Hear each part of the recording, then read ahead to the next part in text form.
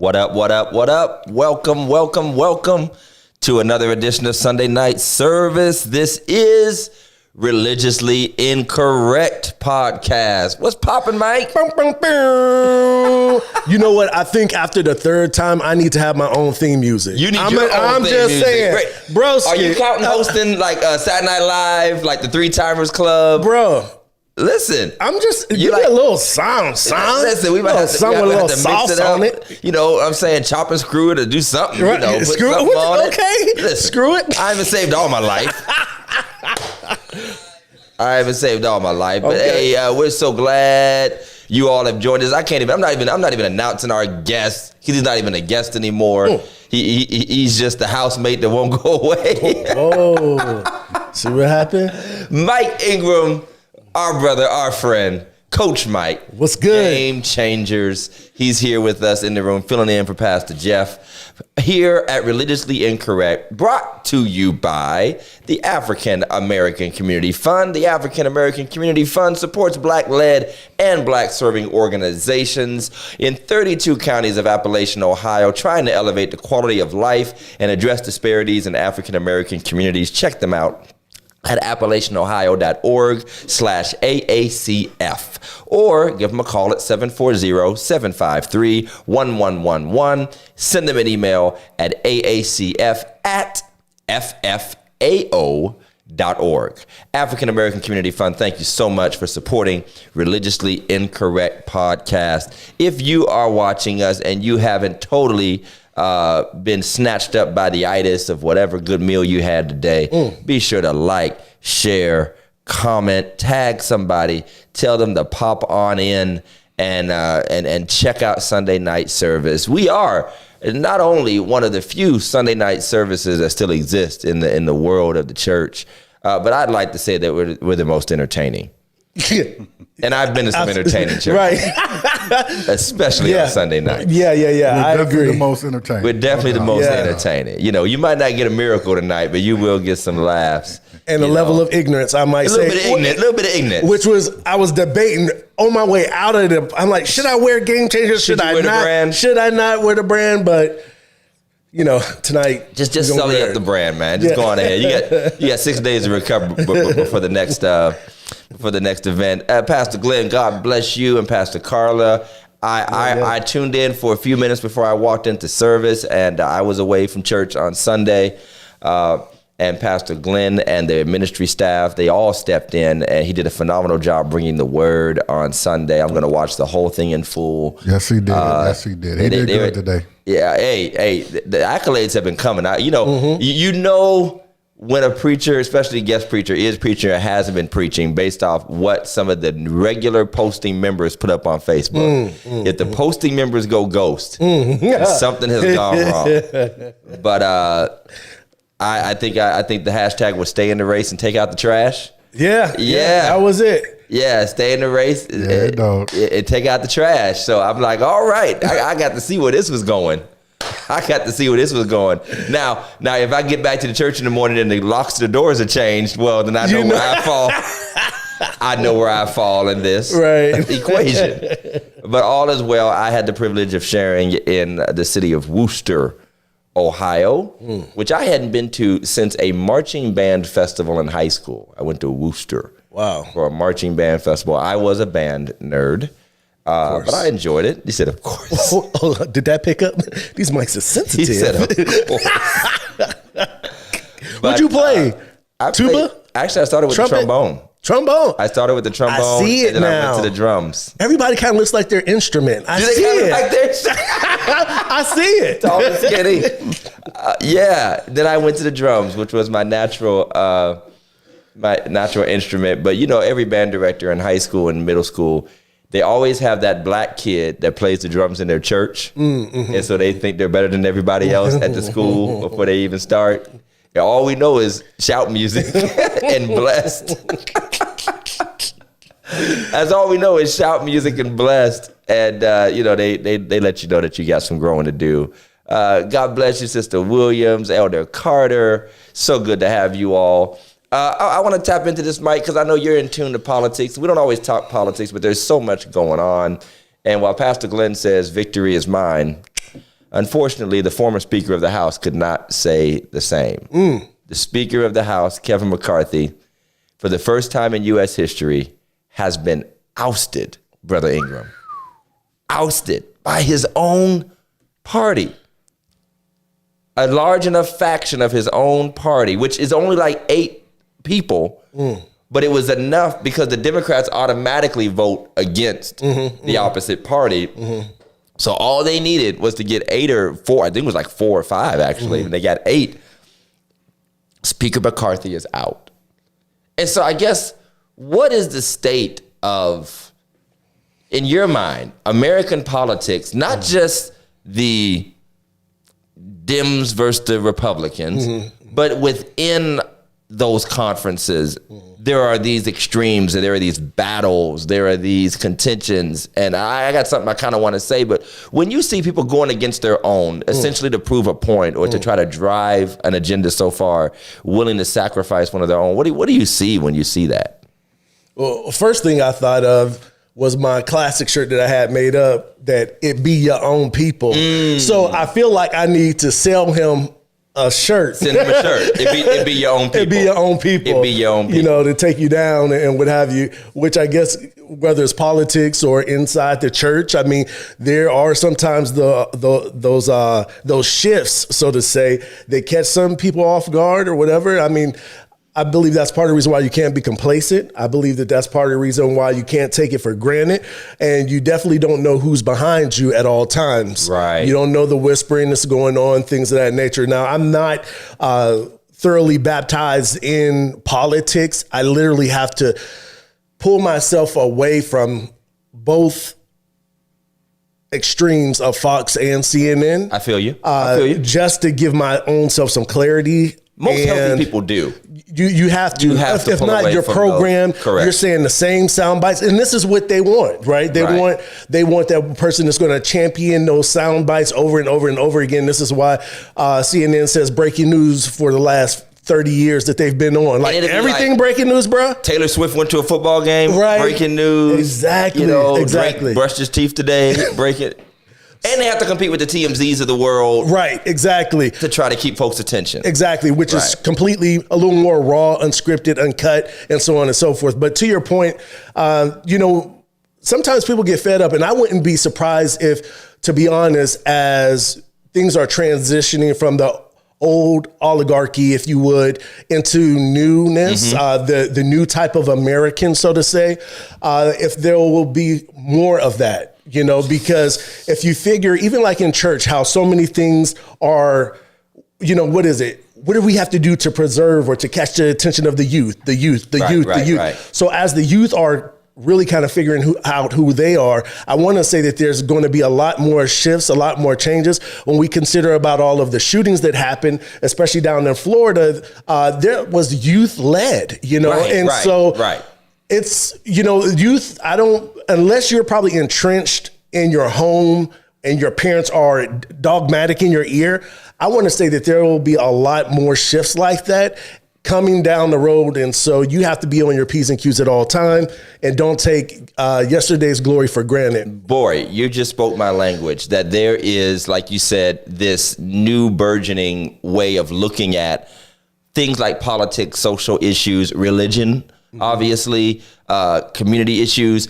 And I think that those entrenched groups, like you said, that have driven to the extreme, some of them have been the drivers because they have this big semi-truck, GOP, Democrat, whatever, pro-gun, anti-gun, whatever. I was about to bring you up, man, but you didn't give me a chance.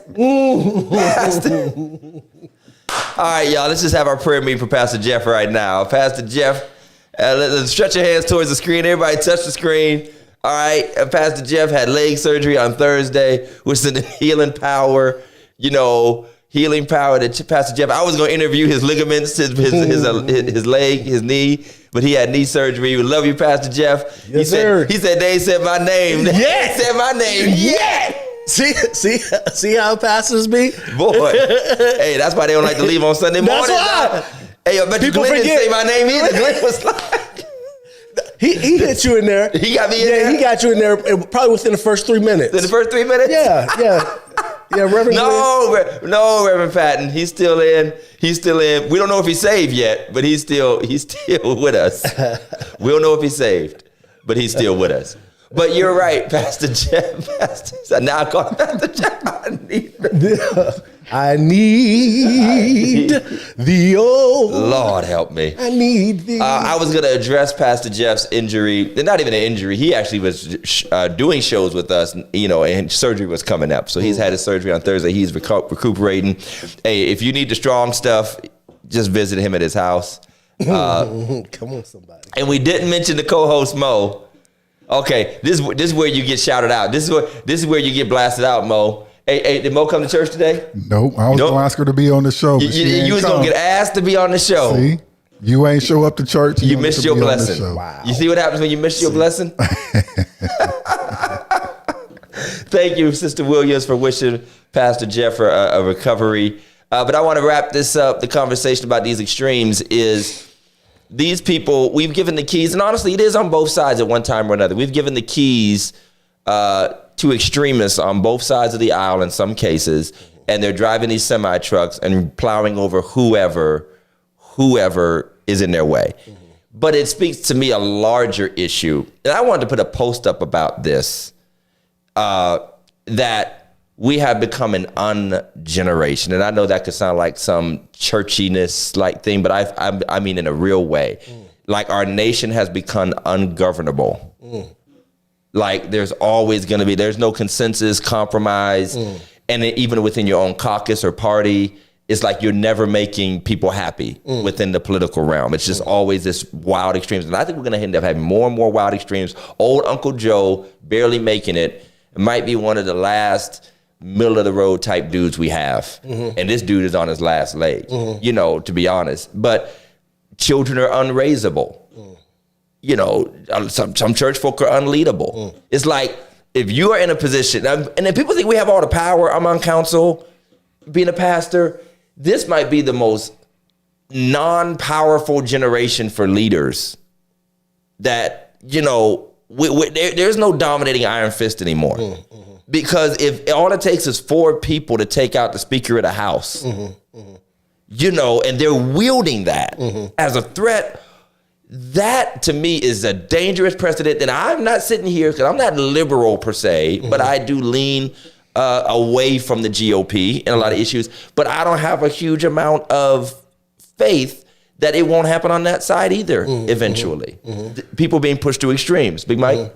But what's crazy, though, the one who led the fight to get him out, nobody in his party really even likes him. They don't even like Matt Gaetz. Nobody in the country really likes Matt Gaetz. I mean, between Matt Gaetz and Ted Cruz, these unlikable people, they wield this weird power, and they're literally like creeps, like creepy dudes that people don't even like, but they spout certain values and have made certain allegiances.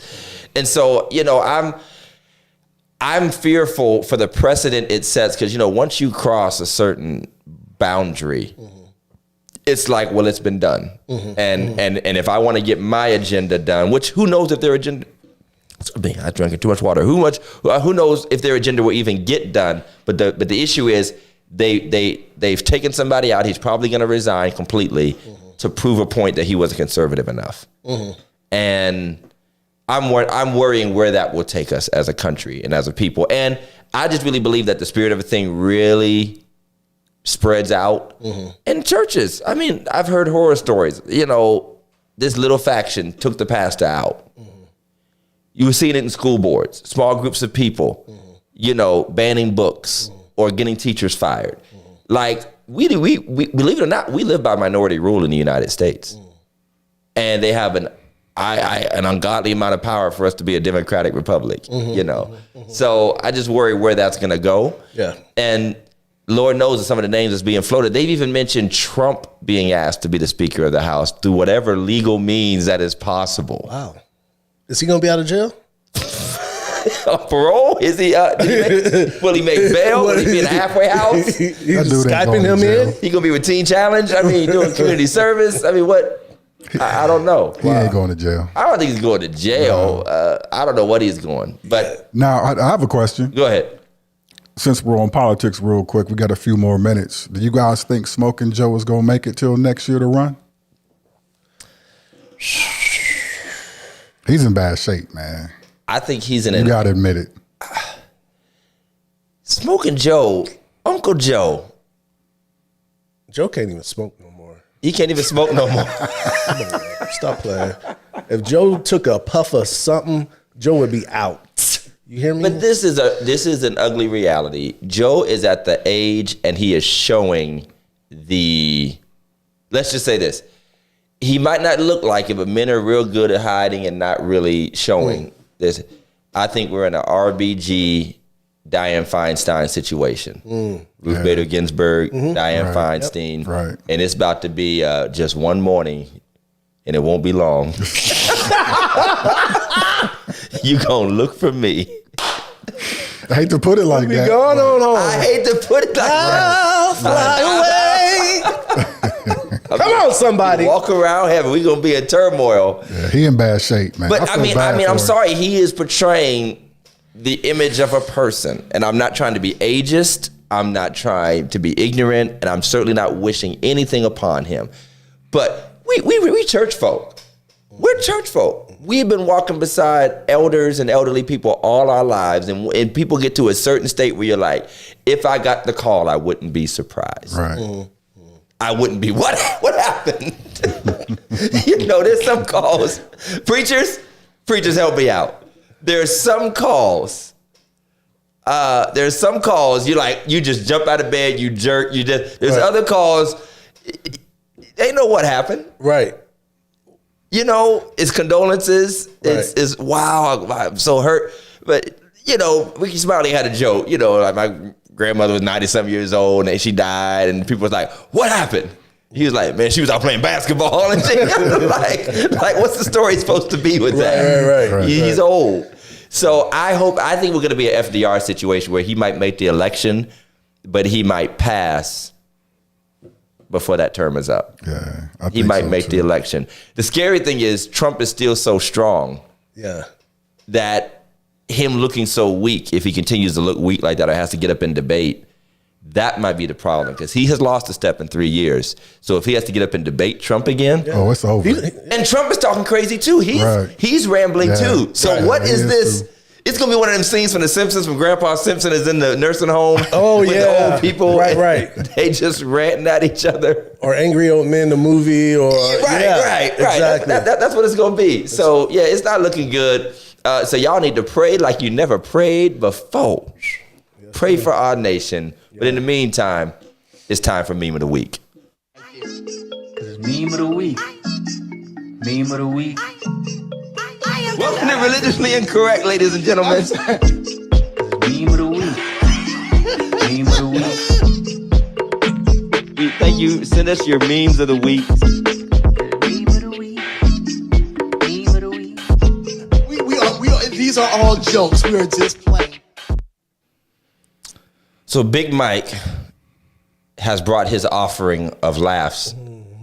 Big Mike, our producer. I have not seen this meme this week. We're going to do this old school style. This is how we used to do it. They used to surprise us with the meme, and we just have to make do with whatever we're given. So let it rip, Big Mike. Meme of the week. Just love everyone. I'll sort them out later. God. I like that message, God. Amen. I like that message. That's a good word. Just love everyone. And that, Mike trying to preach? That is the word. It's Big Mike trying to preach. That is the word. Come on. Is this Minister Big He Mike trying to sneak a preach? He trying to sneak a preach. That's my sermon for Big the Mike year. trying to sneak a preach. That's my sermon for the Just year. love everyone. I'll sort them I'll out. sort them out later. And and this is the Walnut Grove Baptist Church. I want to look that church up. Now, this probably is Photoshop or something. Probably. Still a good message, though. But it's a good message. It's a good message. And I think it speaks to, in the year of our Lord 2023, we are still sort of segmenting people into the wanted, unwanted, desirable, undesirable, welcome, unwelcome. And here's the crazy thing. It might be scarier, almost like Mariah said, "I get it, but nah." But let me spiritualize it first. Then we'll talk about the real deal. This is what happened with Mariah. Don't go to church. Don't know about the reading the tears. Right. But anyway, right. But here's the scary thing. It's almost like modern racism. That rejection of people is not always overt anymore. Mm-hmm. The old days of I went to church and they judged me, or they looked down on me, or they told me I wasn't welcome, or they shamed me in the front for being pregnant, whatever. That's not usually how things work anymore. Mm-hmm. Now it's subtle exclusion of whatever people group you are not, down with. Doesn't matter whether it's a sexual, lifestyle or identity, whether it is race, whether it is socioeconomic or certain lifestyles, whatever it might be. And so sometimes, like racism, it's worse because it was almost better when you knew who didn't like you. It was almost better that I just know this ain't the place for me. Now you can go to a church and they'll say all the right things for a long time until you reach a certain status or place in life or desire to do something, and then they'll drop the gauntlet on you and be like, "Yeah, but you're an unwed mother. Yeah, but you got this past or this, that, or the other." So I support from a spiritual level, a church level. Just love everyone. I'll sort them out later. Everybody is welcome. And if the Lord still want to send you to hell, that's on him. Right. Yeah. If you're going to burn, you're going to burn. I was nice to you while you were on your way. At least I was nice to you while you were on your way to hell. But from a social standpoint, like folk that don't rock with me, love is a relative term. It's real loose. It's loose. It's looser than sunshine off of Harlem Nights. Brother, no, not sunshine. Now that's loose. I'm sorry. Miss Baby, I'm not coming home tonight. I'm not coming. Forever. Put your mama on the phone. Put your mama on the phone. Yeah. Right. And that's the reality of it. I agree. I love you in Jesus, but in everything else. And I've told someone that. I'll be honest. Be honest, bro. Testify. It was an ex. Ooh. And she had called me after what? We had been done for like, what the Lord had given me about a good 5 years of deliverance. And she called me and is that right? She said, well, I was just calling I said, listen,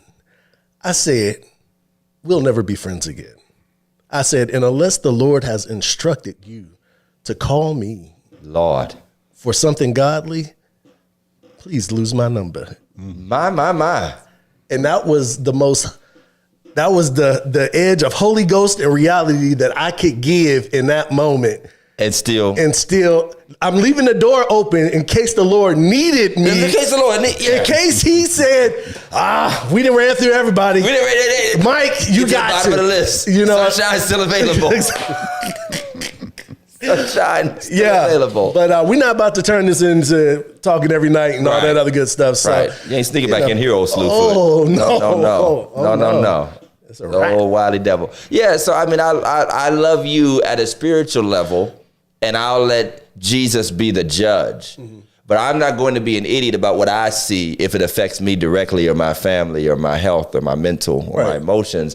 I'm going to love you from a distance. What they say with 10 foot, I'm going to make it 20 with a 20-foot pole. That's what I'm going to do. Yeah. That's what I'm going to do. Thanks for the meme, Big Mike. We appreciate the message. You know what I'm saying? Just trial sermon. So, Sunday night service is where you used to do your mini messages and sermonettes. Let the brothers of the church and sisters say a little something. Yeah. Get the chops wet. You get your chops, you know what I'm saying? Get your comfort zone. Right. They pretty much took the scripture out of context, but you understood what they meant. They love the Lord. I'm going to hoop next week. You're going to hoop next week? He going to grab his ear. Next week. If you got a meme, you can send it in to religiouslyincorrectpodcast@gmail.com. It probably won't make the show. Most of them are whack. But we'll look at it and see if anything good comes in.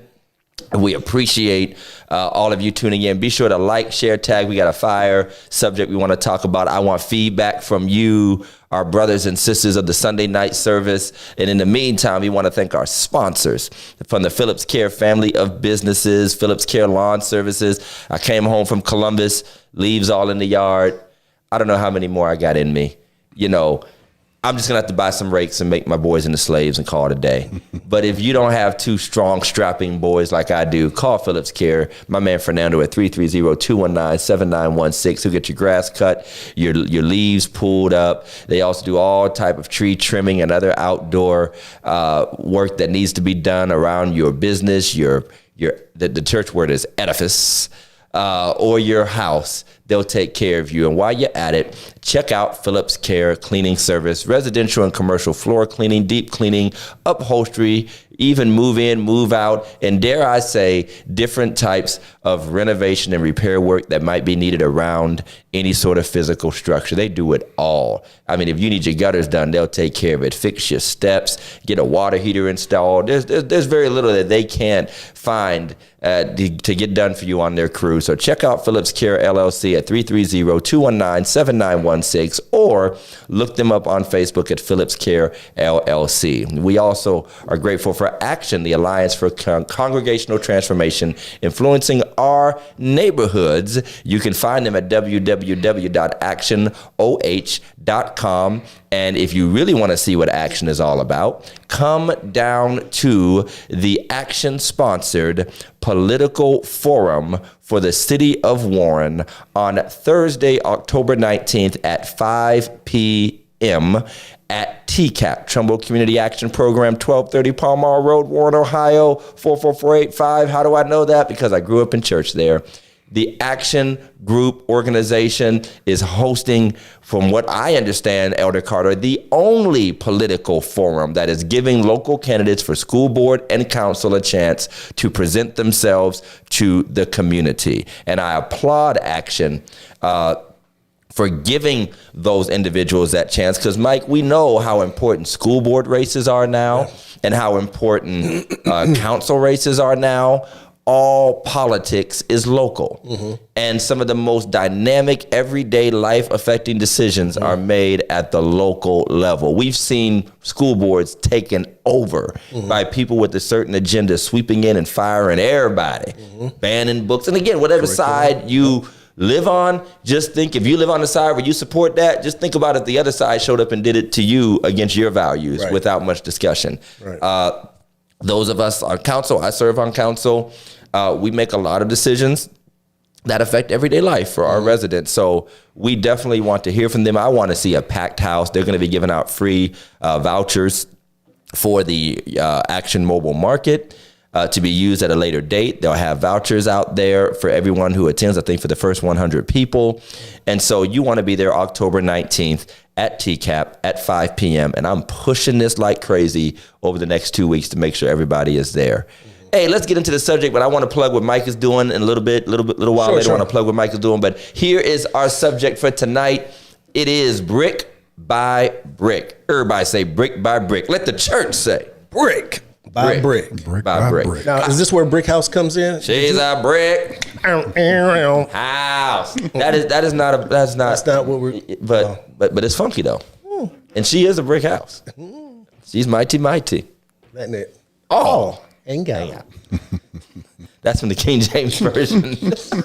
You sure? The King James. Uncut. From the Commodore's version of the Bible.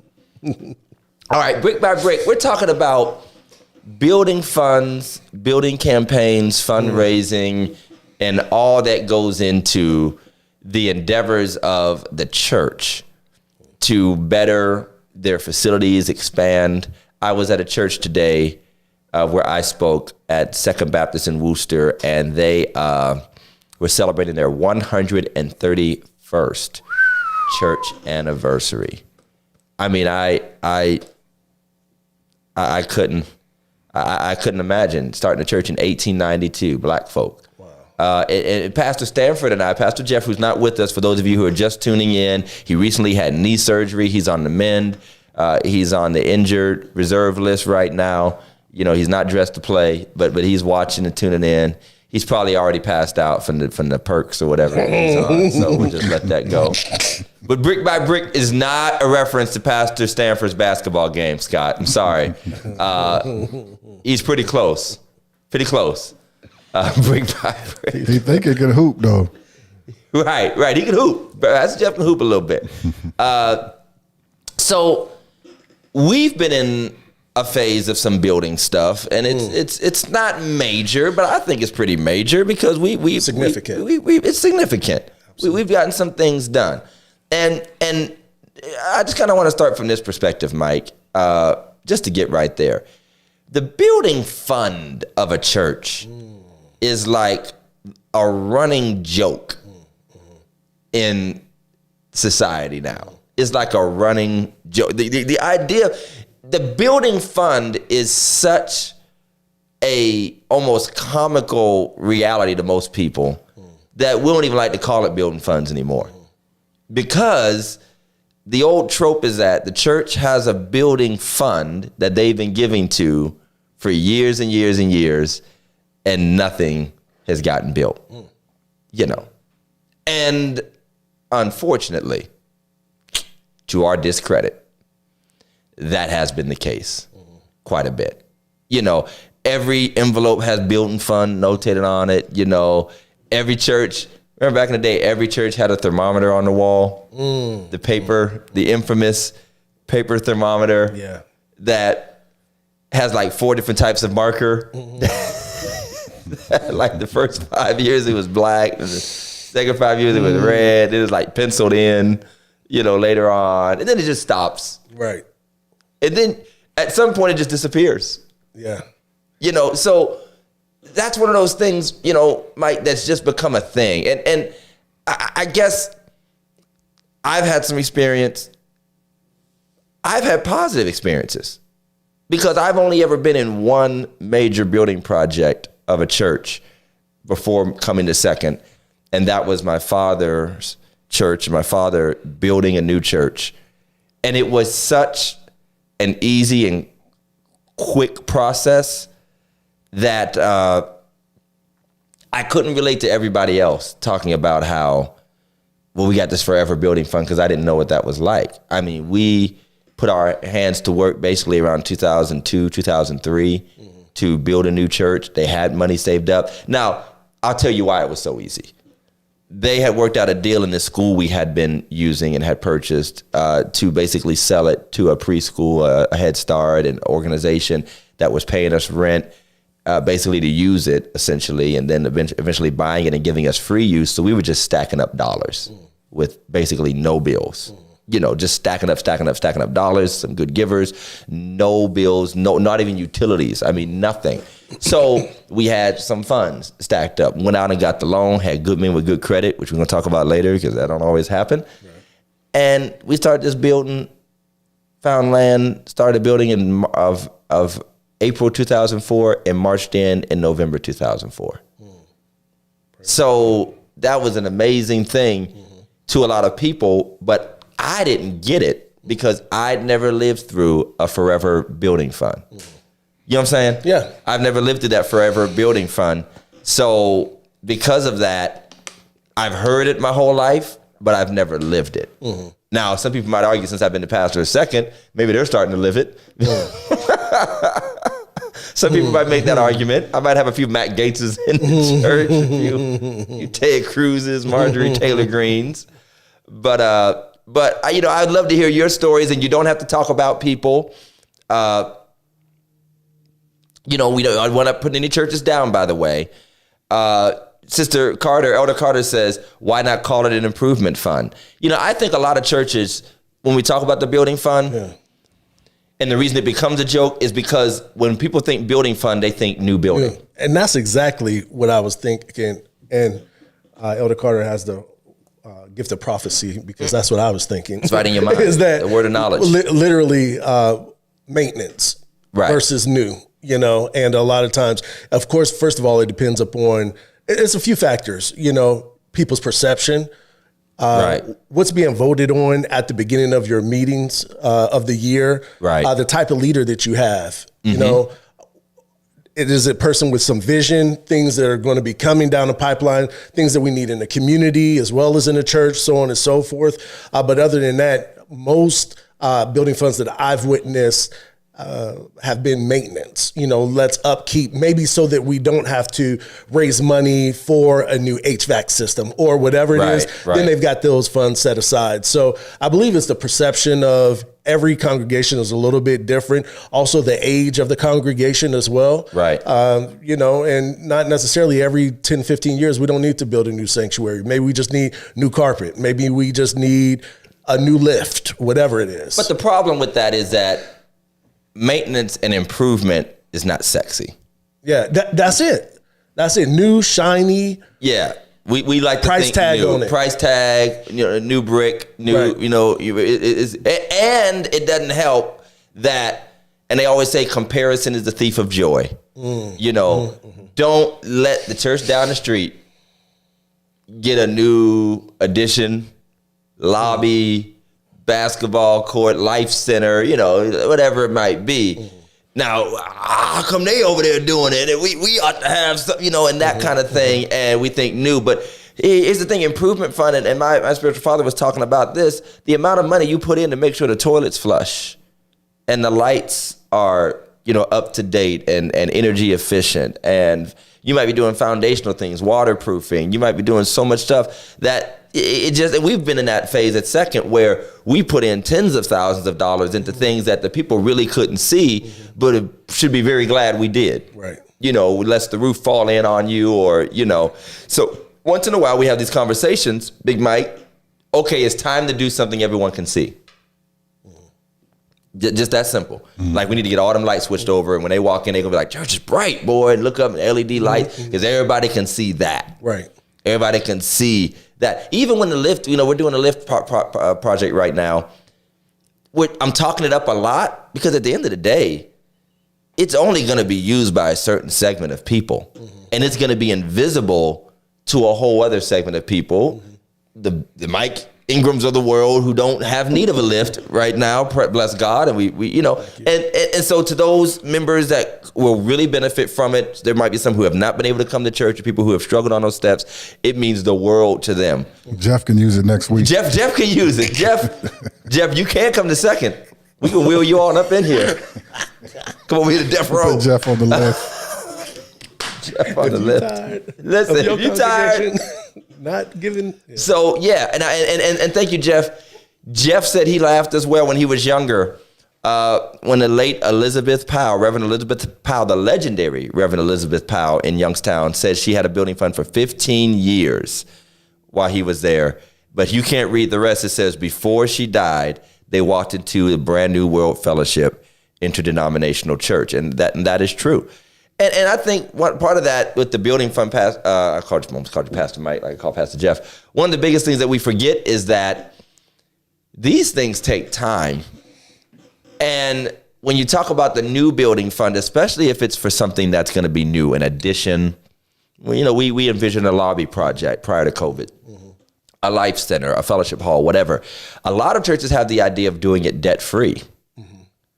And I don't think people understand what that really entails with the way things cost to build anything these days. Yeah. Because, and let's be clear, there's a context with the church.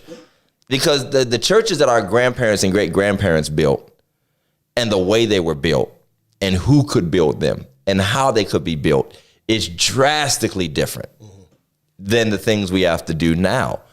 I can't put in a toilet Right. in the church without going through inspections and, ADA requirements, accessibility, electrical, plumbing, all those things. And for good reason. Sure. For good reason, but it's so much more involved than the average person understands. And then there's always, as I found out serving on council, there's always the expectations of overages. Where you might as well just expect 10%, 15% over whatever you thought you were trying to raise. And by the way, while you're raising for those 15 years, the price is going up every year.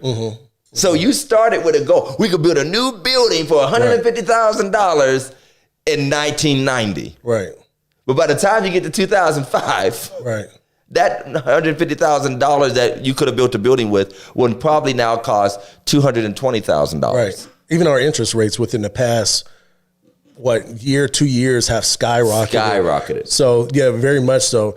With that said, though, when you said things take time, I believe more than giving people a loophole of it takes time, it takes commitment. And if you have commitment, you don't have to worry about time as much. Not saying time is not a factor, right? But if you have some committed people who are bought into the vision of exactly what it is we're attempting to do, and everyone is coming with what they are required to put in financially, whatever else it takes to get this project done, then I believe it closes the gap of time. But because we have people that consider God's house secondary, then, and not saying that, I'm definitely not a person saying give your very last dime, make sure you don't have nothing in the bank and you can't take care of your own family. But there's a lot of things between you taking care of your house and then God's house that ends up taking up a lot of space, time, as well as resources,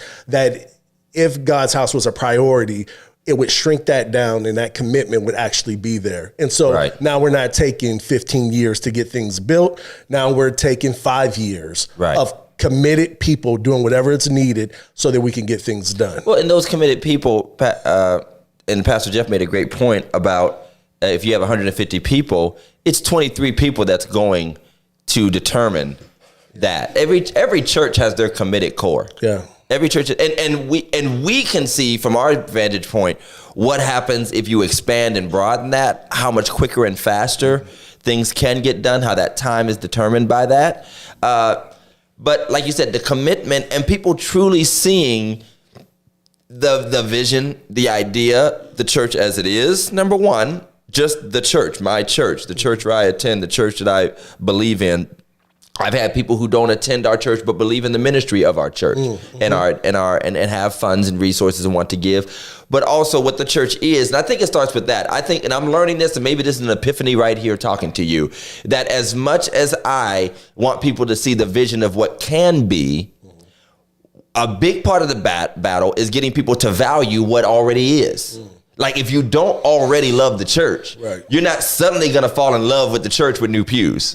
You're not going to suddenly fall in love with the church with the basketball hoop. You're not suddenly going to fall in love with the church with the new parking lot. And I've learned that as a community-centered guy who wants to see the church build the things for the community and have felt the pressure of people saying, if the church did more for the community, if the da-da-da-da-da, and I'm not tooting my own horn, but just let me blow a little bit.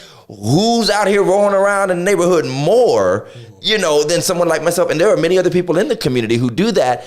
And we've swallowed the bitter pill of even doing everything the community and the congregation demanded we do for others, for the people, for the community. That will not change their commitment to the church or its projects. I can give you a basketball hoop for every kid in the neighborhood. You know what I mean? It's always something else. But even if it's not something else, we found out that it really still wasn't worth their investment. It's something you want, because we do live in a world, by the way, where a lot of people do want something for nothing without any commitment or sacrifice on their part. Everybody wants freedom in America. Nobody wants to join the army. Or even tell their own kids to go fight. Everybody wants roads and bridges and new schools. Nobody wants to pay taxes or levies. And so, and maybe that's for us as pastors. We shouldn't be so embittered, because it's not like we're in some unique situation with just the church focused stingy. Because the truth of the matter is, everybody is in that mentality of, I want safer streets. Okay, well, are you willing to have the police be more present on every corner and park in your driveway to run the ruffians out? Well, if the ruffians are your nephews and nieces and kids, well, no, I don't want that. So it goes back to how much we value what is, what should be, and what can be. And I mean, I'm literally just kind of working out of my brain as we're sitting here, because what we value, Bible says what our treasure is, that's where our heart will be also. And that's real. Scott brings up a good point. The 15-year commitment is extremely difficult when 2/3 of the congregation probably won't live out that time. Now that depends on where you're at.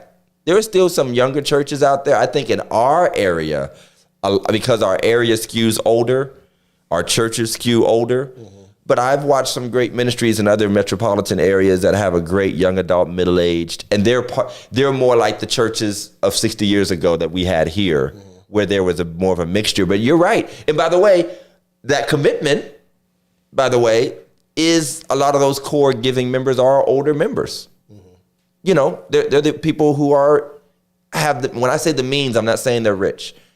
I'm saying that they're just in a settled place in life, and they likely have the mentality to devote the means that they do have.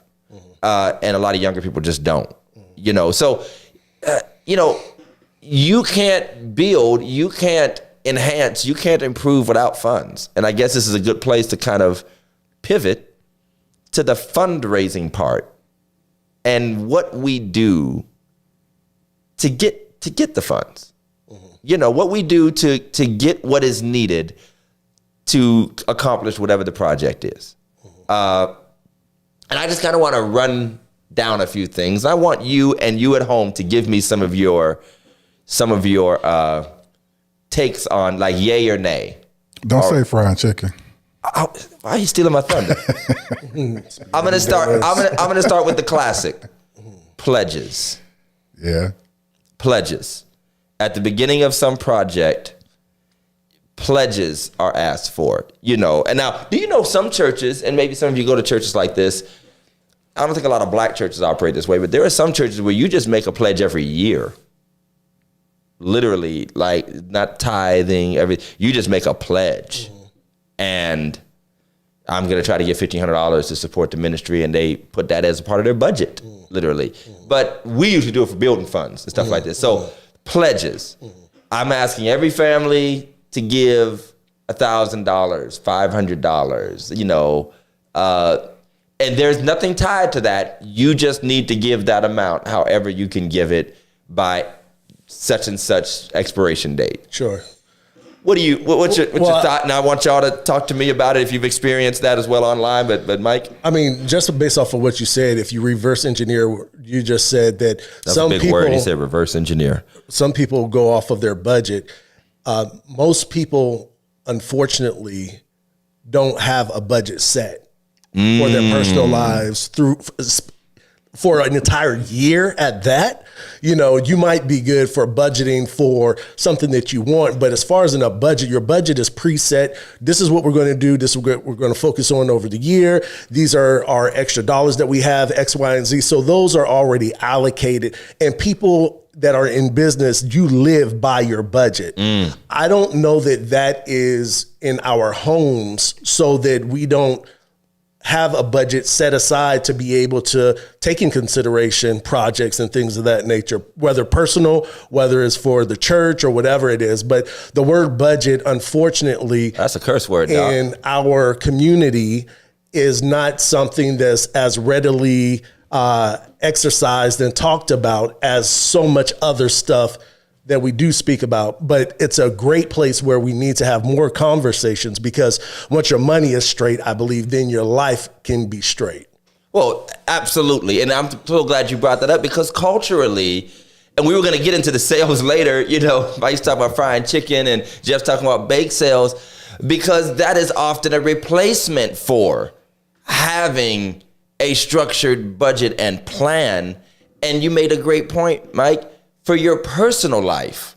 That would translate into the endeavors that you are a part of. And it's not just church, by the way. If you're a part of a nonprofit, right, you know, or you desire to give something. But we all know now that we have not always, it ain't always, most of us have not operated with strong financial habits and structured ways. We're just paying bills and living life. Right. Getting to the next step. And by the way, before we put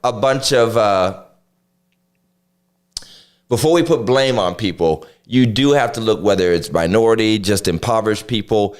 You ain't got time to budget when you're trying to live paycheck to paycheck. At least you think you don't. When you know what I mean? And I'm talking historically. You're talking about people disenfranchised, underpaid, overtaxed, underinvested, not really aware. And so we're in an era where the information is now available to us, but making that transition mentally is difficult. I think that our generation, and we're going to talk very, very locally, right in the little region where we live, our generation would have been that generation, I think, maybe even far more adept than the generation before us. And by the way, they had their stuff together. Some of our older ones had their stuff together. They were sitting down there with their checkbooks. And I'm not sitting here saying if you're older, you didn't know how to budget or whatever, because they did. Right. But I'm saying that we might have been the ones taking the next step. And I'm speaking locally for where me and Mike live, if not for the economic devastation that many of us have grown up in this area, where the funds and the wages that we could have to work with for investment and budgeting. So that's a setback. Yeah. So what we have is all this financial literacy everywhere. Right. Churches doing it. The banks are offering it. There's YouTube videos. There's a million. Don't go by TikTok. And all that craziness. But if you don't have the means, because you're really just trying to catch up with last month's bills before this month expires, that becomes harder. And guess what happens? The churches suffer, particularly in Black and poorer communities where there's not as much finance. And we work with that. I want to read Ernest through the way a little bit. Our churches have done an amazing job over the generations. Our leaders of our churches are the greatest fundraisers. We've learned to. He's right. We've learned the spiritual part, but we did not get the memo on the nonprofit part. 100%. Write the vision and raise the money outside of the church. Stronger vehicle to raise funds because of the giving of the congregation. And I agree. And Scott made a joke about it earlier when he said, get all the businessmen to join your church. He said earlier, thank you, Jeff. How can I budget when I can't pay the light bill? But Scott made a point when he said, and he was tongue in cheek. But honestly, a lot of our brothers and sisters of the Caucasian persuasion, not all of them, but a lot of our brothers, they're able to reach out and they got contractors and lawyers and accountants and, But let's be clear, the Black community has had that too. We haven't always exercised it. And that's a whole nother discussion about a lot of Black pastors intimidated by the professionals who do attend their churches and not always willing to listen. Listen, I got a couple of brothers that got some money. Yeah. And I don't always just drag on them. You got money, give me money. You got money, give me money. I call them to ask them what they think about things based off their professional and financial experience. Because if they wouldn't do it as a personal investment, then I would trust that I probably shouldn't be trying to do it as a church investment. You know what I mean? Right. And the person that's got it like that, I kind of want to hear. Yeah. Does this sound wise? Would you run a business like this? Would you run an organization like this? Right, for sure. I want to chime in, where you mentioned, our elders may not have had budgets, but I believe what our elders did have is discipline with spending their money. So no matter what, they were disciplined enough to make sure that I might not have a whole bunch and I might not have a budget that's already, written out for the year or whatever, but I know next month I'm still going to need to make my mortgage payment, my light payment, my kid's going to need to start school, blah, blah, blah, different things like that. Right. Whereas today's generation, it's almost as if we make money to live now and we'll deal with tomorrow's consequences when they come. So, I agree. That's part of it. Another thing I want to say is that the word budget, when is it introduced into the vocabulary? And for us, it's not introduced in school. I graduated in 96. I've never heard the word budget from any academia, middle school, high school, what have you, anything of that nature.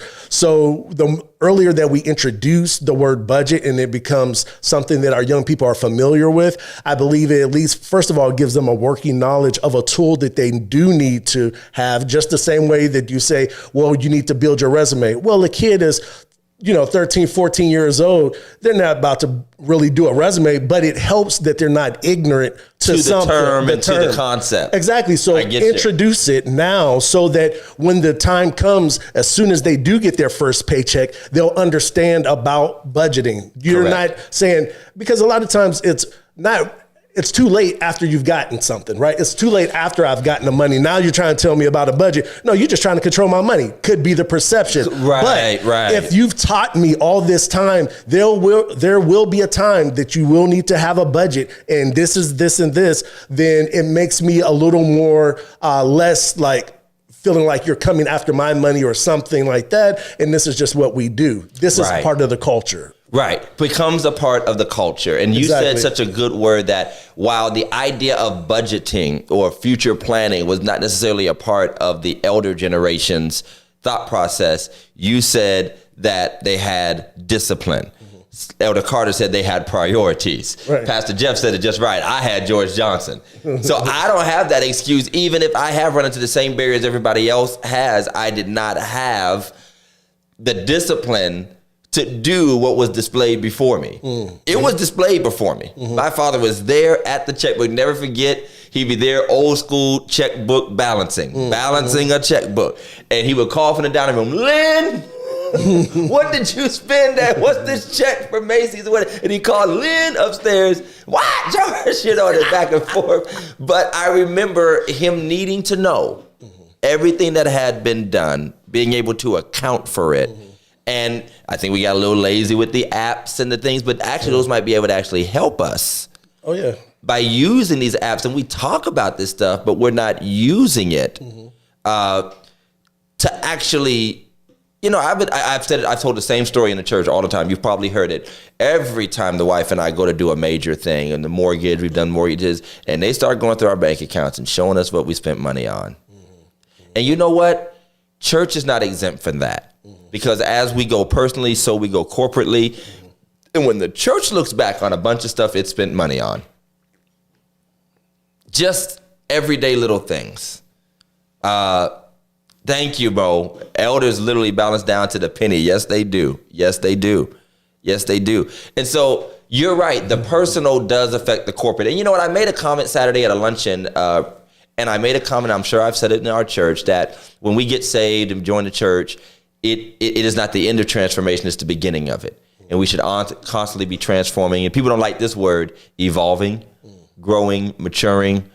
And maybe that's something I need to take to heart as a pastor, maybe other pastors as well, that there need to be specific areas where we specifically challenge our people to pick up certain disciplines and norms as a model. The same way we would say, look at me, I got saved when I was 40. If you can say you got saved when you were 40 and then become a witness as you're growing, then why can't you say, I am handling my finances better at 45, or I'm committing to doing it and I'm getting better. And by the way, I'm passing it down the same way I would do my faith and become a witness and an evangelist, you know, that we need to challenge our people in those areas. And so that it's not just, oh my God, we need y'all to be wise with money because I'm trying to build something. You know what I mean? Because that's what the pastor will say. All right, y'all, we need to be prioritized. We need to be disciplined. You need to have yourself budgeted. But why? Because you need to be better, or because I want to get this built? Right. And all of us are guilty. Yeah. All of us pastors are guilty of, we suddenly start caring about the thing that's going to affect us. Whoa. Anniversary time's coming. Y'all all got jobs? Let me help you out. Let me get you hired somewhere. Okay, and that's great. So we talked about budgeting. I'm glad you brought that up because Rashad, my brother, love you, came up with a great point, because when you talk about the church budgeting, that means being transparent about your incoming funds, spending habits, and outgoing funds. And churches, I'm reading the rest of it, are not good with transparency. Yeah. About their funds with the members and the leadership. And if people are not aware, they will not do better. Transparency is key.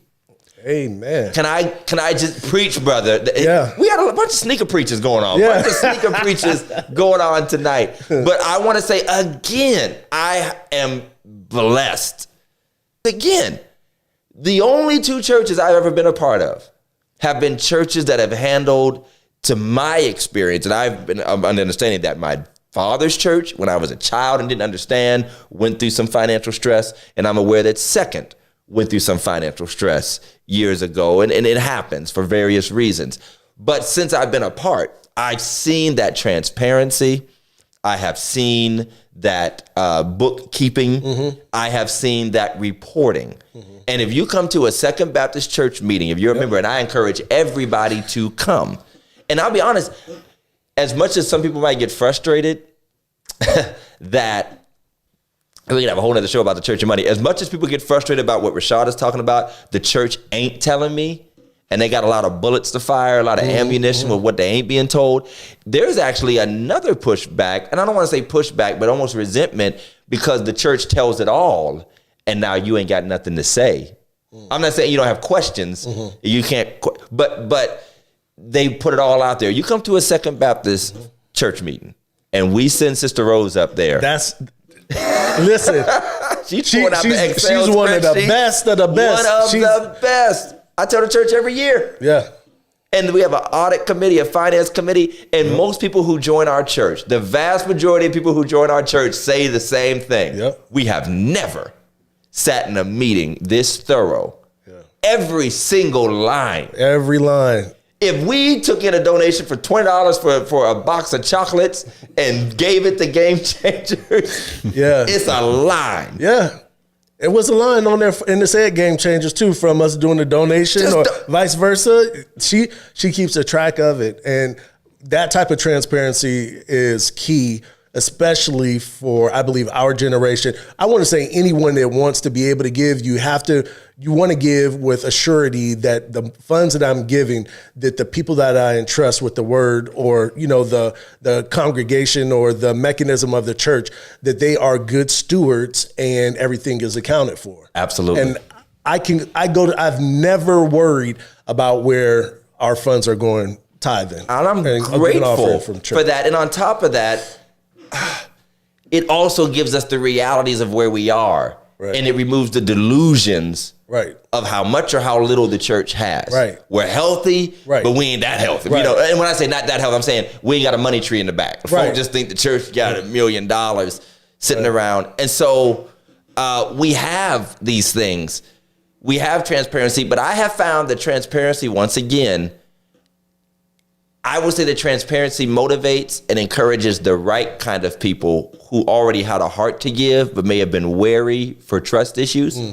But there is another group of people who were not going to give if they had passwords to the bank accounts. Right.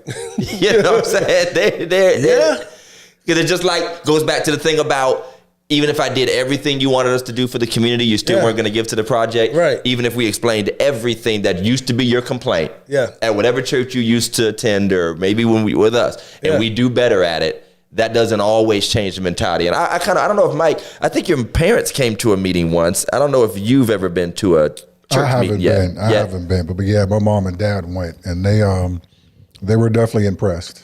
Yeah. They were definitely impressed. Yeah. And to be honest, as a pastor, I'm as proud of that as somebody who comes on a Sunday and says, I'm impressed with what I see. Right. I'm grateful that you can come on a Thursday night in the spring and see our full fiscal, commitments and everything that's happened and what we need to do. And then it comes with a charge. Right.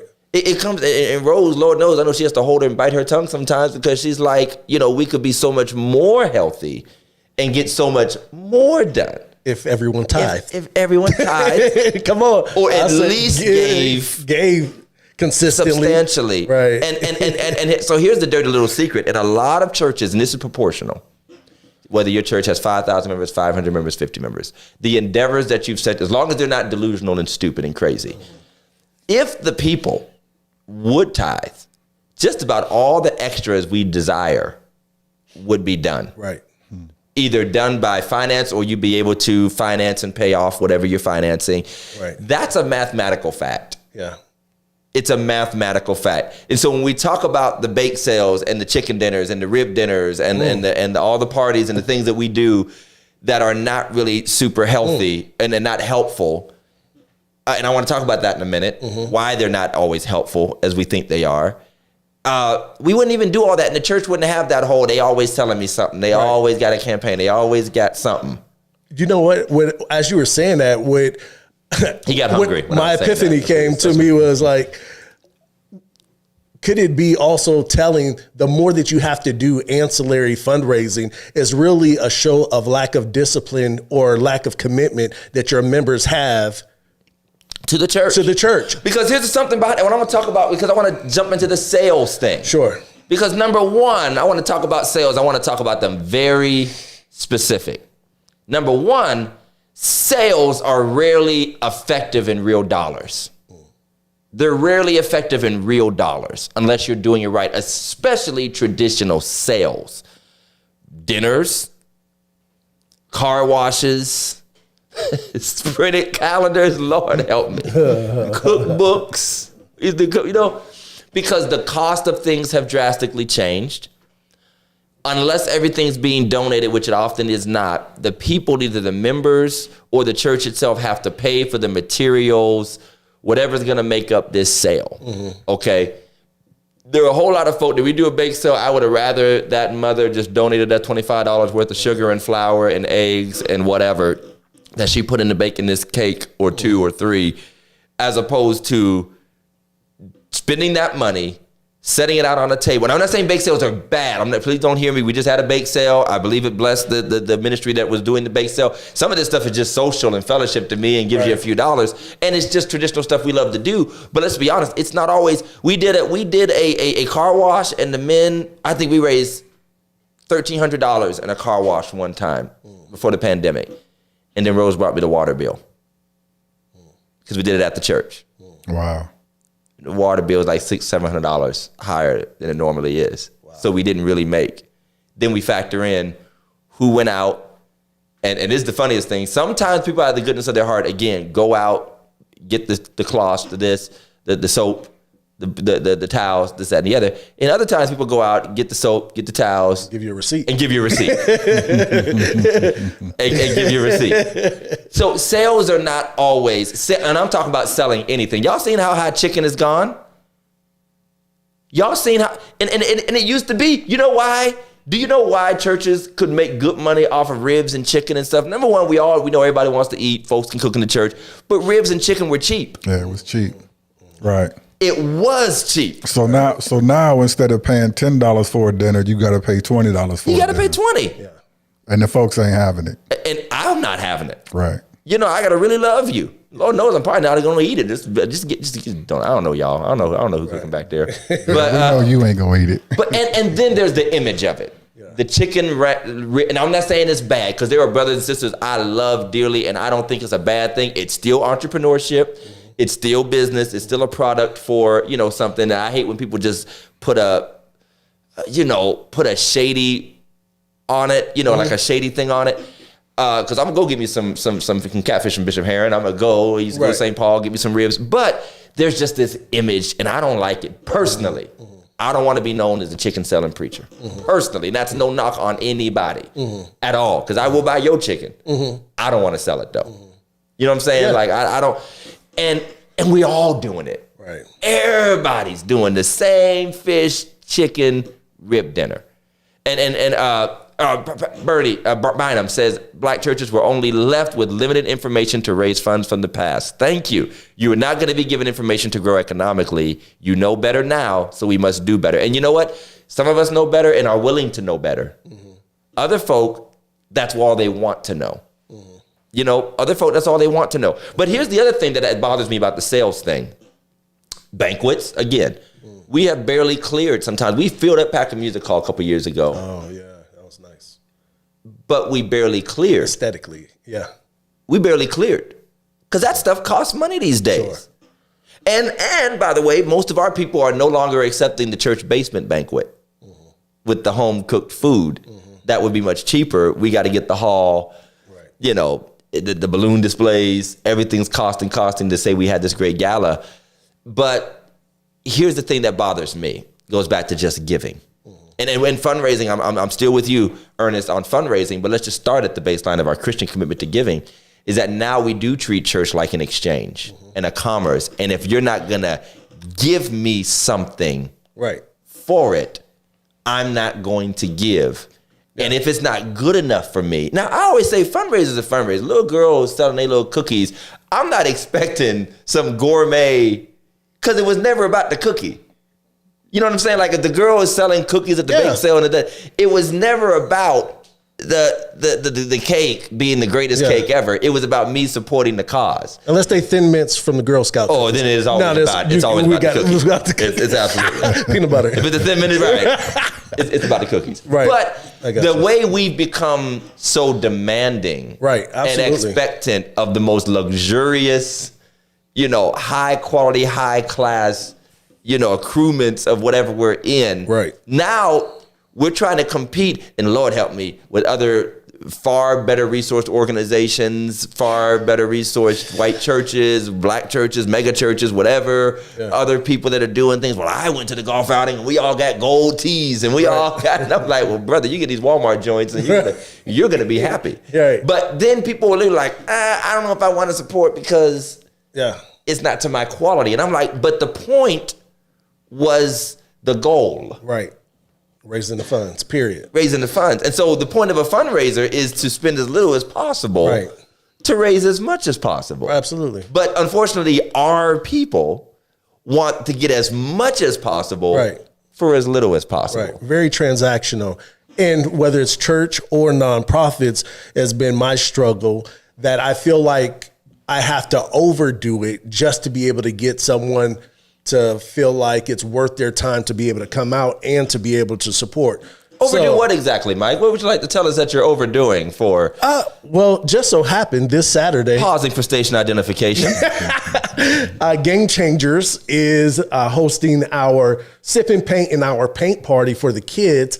And I have 19 restaurants that are coming. Now, could one do it, 2, 3, but I almost feel like I have to overdo it just to get people to come and buy into the vision. Unfortunately, saying that this is going to help kids and get scholarships, and the mission, when the mission isn't enough, could be a whole word. That's a whole.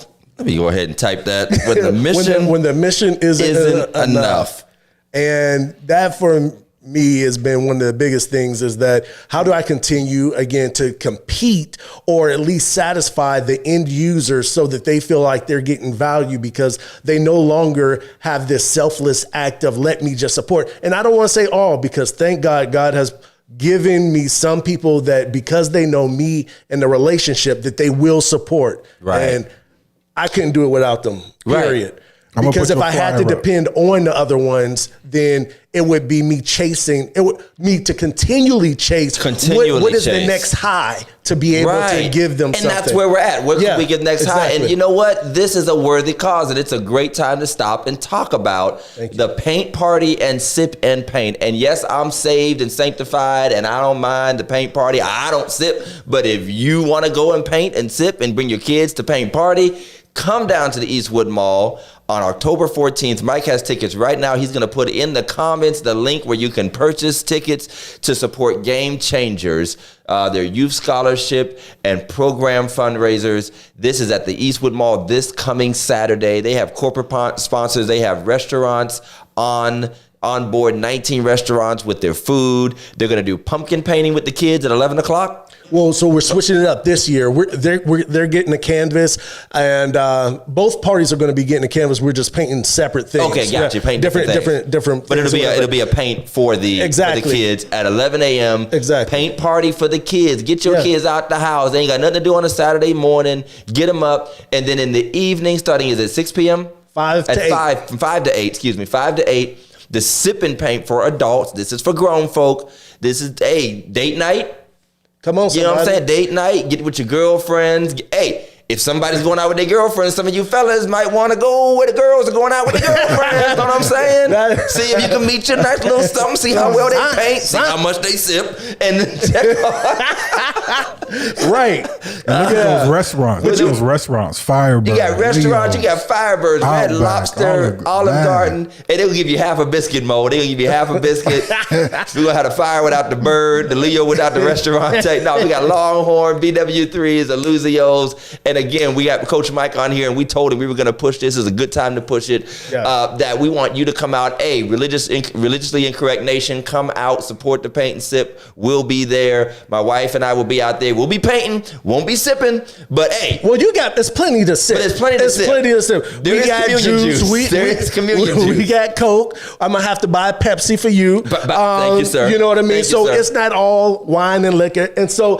And by the way, can we talk about it right quick? Let me throw this in there. About for any of you that thinks you're too saved to come to a paint and sip because there is the availability of alcoholic beverage, every restaurant you go to, come on, I went to Cracker Barrel and they were selling mimosas. Yeah, Cracker Barrel. I just went today. Mimosa, fried chicken and mimosas. What is the world coming to? What I'm saying is, saints, don't get over spiritual. You can't go to a football game. You can't go pick up chicken from the local joint. You can't sit down at Red Lobster without there being a bar 20 feet away from you or somebody at the next table over who chooses to have a glass of wine or a beer. I know my convictions. Right. And I know it's called sipping paint and that scares some folk. Right. But I go to the bar and grill, and I go to the grill and not the bar. Right. And I'm cool. Exactly. So I'm saying go enjoy yourselves. Pastors telling you to go and enjoy yourself and remember your convictions, represent your faith well. Don't get out there and get silly. And by the way, don't judge each other, whether it's in the faith or out the faith. I don't even mean to make a speech like that, Mike. Right. But I just want to say, don't judge each person I sit next to had a glass of wine. Right. A little wine for your stomach. You know, Right. never heard nobody. Yeah, I appreciate that because sometimes we get so Holy Ghost filled that we know earthly good, No earthly and good. people get real beside themselves and things of that nature. What folks do is what folks do, and again, Don't get excited, Deb, and like don't take Shamika to Cracker Barrel. Right, you see that? Listen, That's it. We go to lunch at Cracker Barrel. I'm Cracker Barrel. No. Right. But Hey. yes, thank you. I appreciate the plug. Long as she come home right, that's all I got. Come on. Because Big Mike told me sometimes there's a benefit to a little sip. That's what Big Mike told me. A little benefit to sip. Maybe some of y'all stressed out married couples in the church might be a little less stressed if you let Mother Johnson have a little sip. And this is where the You might have a happier marriage. this is where we go off the rails. And a better shot. It's the incorrect part. This Yeah. the incorrect It's part. the incorrect part of the religion. Yeah. No, but I'm serious. But to your point, and nonprofits and black nonprofits and churches are not much different. Look at how many, to Ernest's point, look at how many corporate sponsors and community businesses that have gotten involved with that endeavor. Right. Can I be honest? The church needs to stop being afraid of that. I am not afraid of calling my partners. You've seen it on our concerts we do, sponsored by 717, sponsored by Bright Energy Innovators, sponsored by, whatever business is willing, of good repute, that is not damaging our community. Right. I believe the church, I saw, this is hilarious, I've actually seen that it was proposed, I think it was in our church once, that businesses buy space in the bulletins. Like the same way you do a football program or whatever. Or that, and I wonder about that. I wonder, we own property. Why wouldn't I put up a billboard and charge somebody on Main Street? Yeah. We think that's crazy, but that's probably more effective than another rib. And I think our men are going to do a rib dinner soon to finish off this thing they want to do. But again, I'm cool like as a one-off, one time, got a certain endeavor, and it's fellowship tied to it. I'm great with that. But if we feel like every single time we need to buy a new pack of pens, we got to kill a chicken. Right. You know what I'm saying? Every time we need a new doorknob, Babe has to die. Right. That my father used to say that. My dad used to say, I'm not against selling. I'm against supporting the core functions of the church off of selling. Mm-hmm. You know what I mean? I'm against, we can't survive if we ain't selling. Yeah. So I think what you said earlier about the transactional and the fact that you have to raise the bar so high, and please hear me, saints, when you have to raise the bar that high, you are lowering the impact and the net gain of what should be going towards your ultimate goal. And, concerts are not fundraisers for us anymore because they're so iffy. You can spend so much on bringing in a quality concert, and then have to kill yourself to sell tickets. That if people ain't feeling such artists, you're gonna lose your shirt. So the church has to start with giving. I would say start with a commitment to giving, and that comes from us talking about those things. And then Bynum brought up the great point. Look into other ways of reaching out into the community, into partnerships, into nonprofit, into fundraising, investing, building responsible partnerships to get these endeavors done. And so I want to kind of bring it together as we kind of finish this up, Mike. And I want to talk about reality. Have you ever watched something, and I've got some stories of my own, where reality was just not in the equation? We're going to build this. We're going to do that. God's going to bless us with this. I'm not saying that some things don't take time. Right. God's vision is always bigger than our capacities. At least it should be. If it ain't God's vision. I just believe it's got to be bigger than me. If I can just think it up, right. It probably ain't much. But and if you want to share, again, we're not saying names. Please don't say I went to Bethany Baptist Church and they said they wanted to build a crystal cathedral and we had 9 members. Don't say the name, but just if you got an example of that, you can share with us. But have you ever seen something like, you probably shouldn't have even proposed this, or this was never going to happen. They didn't want to pivot. They didn't want to stop. Have you ever been the true never ending building fund that it just didn't get built, didn't happen? Yeah, just one, within the last, I'll just say 30 years. And he's casting a wide net, y'all. You're not going to be able to pinpoint this one. It was beautiful renderings that was presented, and we gave and gave and gave, but there was never any update to the process, which I believe is already a little bit challenging. For those that give, if you're not transparent, kind of what we were speaking about earlier, where the funds are going, or maybe we had to pivot, or there's some other needs, or whatever happens, then it makes people less likely to continue to give to something.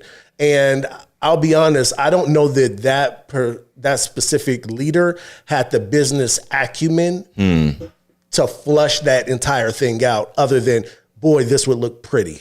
Right. And if you don't have the business acumen, like you were saying, because things go up in cost, percentages and so on and so forth, loans, all that stuff, and all we're doing is presenting a pretty sketch, then you do the entire process a disservice, and a disservice to your church.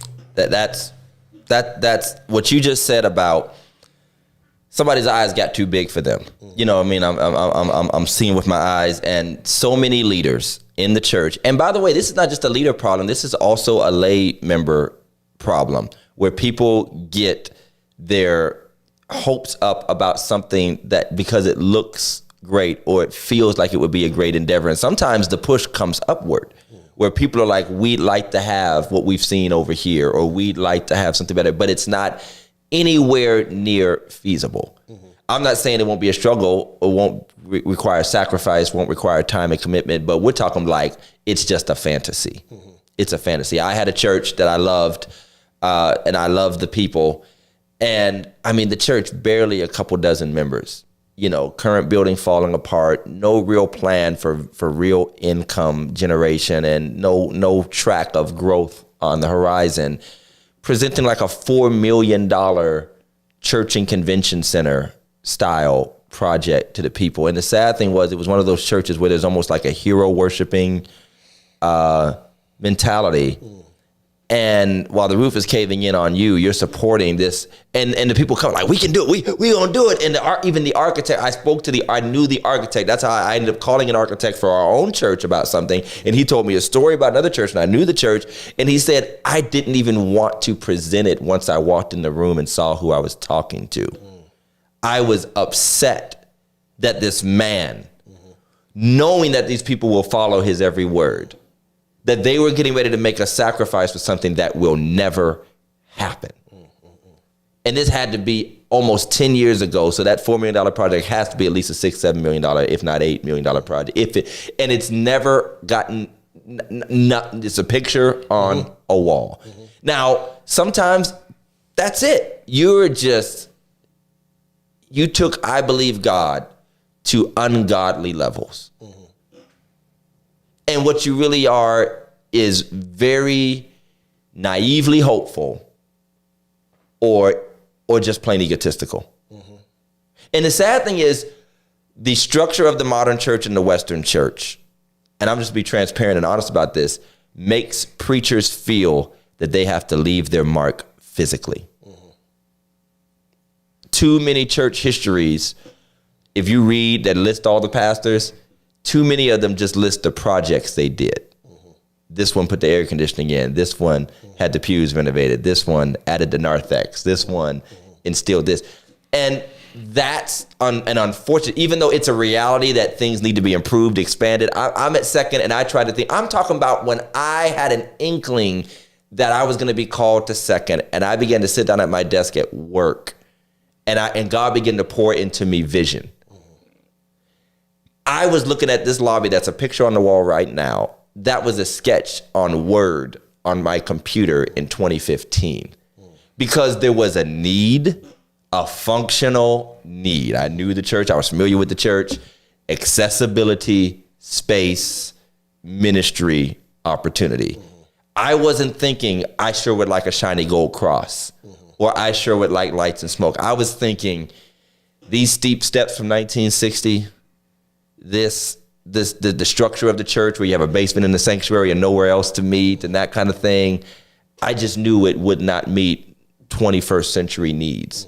And being the builder, having the blessing of being with my father, who, and I mean this in no disrespect, but who got things started and finished while other people were still just raising and just pushing these fantastical ideas out to other folk. I knew what it meant to have business acumen, to have some building knowledge, even though I'm not a builder or a contractor, to ask questions before I let somebody sketch something out. The very first time I asked somebody, would you mind sketching something out for me? They came back with this double staircase. They had my lobby room. It was like a lobby, the same little square lobby I got that I hope to build and hope to see us do. But they had like this spiral staircase, like the doggone Beauty and the Beast. I mean, it was like, and I'm looking at it like, no. Yeah. They had this peak on the edge and this high 30-foot thing. And I'm like, we have the front of a church. Well, the entrance will look real nice, this glass stuff. And I'm like, no. But I know, and I'm not saying I'm so great, but I know a lot of people be like, ooh. And so I'm now having questions about, okay, should this be a steel building, drywall? Do we need a flat roof, pitch roof? And then I'm like, what's economical, functional, but will also fit the building without us killing ourselves? And those are questions we have to ask on the front end. And I respect my church, who has been willing to ask me, not out of animosity, but they've been willing to ask me, that's a nice picture, Pastor. How much is it going to cost? Have you gotten an estimate for us yet? That's wise. Why? Those are wise questions. And we do have the drawings now, and now we're in that phase. We had the interrupt pandemic, inflation went ridiculous, and we were honest about it. Like, everything's 60% higher now. I'd be a dummy to jump out here when you can't find wood to build a deck on a house. So I feel like we have to serve the people well. And I said this to a brother who, by the way, I went to preach, and I'll just say, I went to preach at a church in Canton. My members know where it's at. We went to preach at a church in Canton. That when we went there about 5 years ago, we were walking on planks through mud because they were planning to build an extension onto their fellowship hall and to build it out and make it nicer, offices, bathrooms, all that stuff. This year, we went back, and I went twice in 2 weeks. Twice in 2 weeks. You went with us. And we walked into a finished building. Nice. And here's the crazy thing, and I'll end on this. When I sat down with that church, I respect him. I sat down with that pastor. We sat in the office just chatting. First thing out of his mouth was, this is the challenges we met. This is how we got through those challenges. These are the setbacks we had. This is a little bit of overage of money we spent. This is the loan we took out. This is how much we brought to the table. This is what we learned in the process. And I said to him, I respect that because too many of us do not accept wisdom and guidance from people who've been there. And we want to do it all. We don't want to share our business. And that's another black folk thing, right? Right. Don't get in my business. Right. I want to be able to go to somebody and say, I only got this much. We did the parking lot, we did the lift. We went ahead and dove into our building fund, Vision 100, because of the exorbitant price of a lobby, to not leave other things lacking, but also to motivate and move forward and say, look at what we can do. We put our hearts to it. And so now I'm saying to that gentleman, it might be time for us to revisit that larger project now that we're kind of out of that pandemic season, all the upheaval that has been happening. Would you come and speak to me and our people and share some stuff? Because talking to the dude from the 90s, we ain't in the 90s no more. Right. Even my own father, we're going on 20 years since we built that building. It'll be 20 years next April since we started that building project. The economy in the country changed drastically. Banks even stopped lending to churches the way they used to. So having that knowledge, having that reality, and then having a real plan and a budget, I think is a winning combination. And so to all my pastors out there and leaders out there that have the brick by brick, reality, they're trying to get something done. Little becomes much in the master's hand, but I think that there's a lot that we need to consider. I love that, Scott. Thank you. Actually, I just want to put that last one on there. Scott. So what Scott said, because we're actually in that conversation right now. Sometimes just changing banks because of poor rates. No need to continue non-beneficial business agreements. And by the way, that's another conversation about financing. Our church and many other churches, and we could talk about this all day, have put hundreds of thousands and millions of dollars into banks that will not lend back to us. And sometimes you got to tell that bank, I know how much money we've run through you. I know how many fees you've collected. I know how you use our funds to give other people loans, because that's how the banks work, by the way. All the deposits you make are what bolster their finances to give somebody else loans. Right. And so when it's finally our time after 30 years, show me the money. Absolutely. Wisely. So I love it, man. I appreciate your perspective. I appreciate what Mike brought to the table. Big Mike, want to close us out with any comments or thoughts? Yeah, real good conversation. Brother Mike, thanks for coming on, man. I know it was last minute, but you stepped in, man. Did a real great job. To our viewers, please, please, please share these videos. We're trying to take this show national. Please International. Share these videos. Intergalactic. Send them to your cousins in California. Send them to your brother in Florida, wherever. Send it. We trying to go national with this. Seriously, I think we have a really unique show. We're covering a lot of topics that most people don't even want to talk about or afraid to talk about, but need to be discussed. So, please like and share. Continue to support us. Appreciate y'all. Thank you, Big Mike. We appreciate you guys. See, it don't take two preachers to go over time. That's how I know Mike got that anointing, because he does preacher-like things. But hey, we're over the 90-minute mark, and we usually don't go this long, but y'all know how it be. We appreciate you guys watching. Again, like, share, tag. You don't know what your shares do for us. Just sharing this, tagging some people. Tag some preachers. We talked about brick by brick tonight. Who knows what we'll talk about next week? I think we're going to try to bring the first ladies on. Okay. We're going to try to bring the first ladies into the mix. Yeah, I hope one so. of these weeks. We wanted to this week, but Jeff's kind of laid up. So yeah, Jeff's faking, man. He's Scott makes a good point. He says more YouTube shorts. We can do that. Yeah, no doubt. I've been trying to. It's hard working crazy. It is hard. It is hard. Yeah. So hey, we love y'all. We appreciate y'all. Until next time, we'll see you next week. By the way, I want to shout out my Berean brothers and sisters, Bishop Timothy Clark Berean Conference. It was amazing in Columbus. That's why I was preaching so hard, and I wish I could have been preaching hard at second, but I had to go to another church.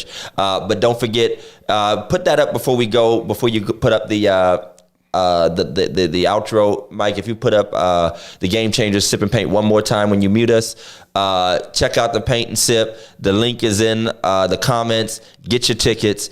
Bring the kids in the morning. Come out with adults in the evening, and let's be blessed and have a great time. Talk to y'all later. Be blessed. Peace out.